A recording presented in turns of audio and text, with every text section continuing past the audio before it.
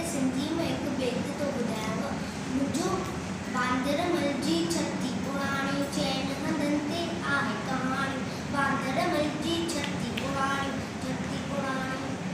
जॾहिं जिए तो उसकाया तो जॾहिं तो बांदरमल कुल ये उनारे में भी पाणी।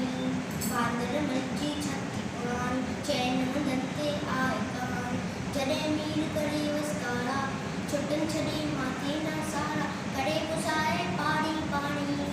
बांदरमल जी छती पुराणी चैन हंधनि ते आहे कहाणी। बांदरमल जी छती पुराणी जॾहिं जिए तो उसका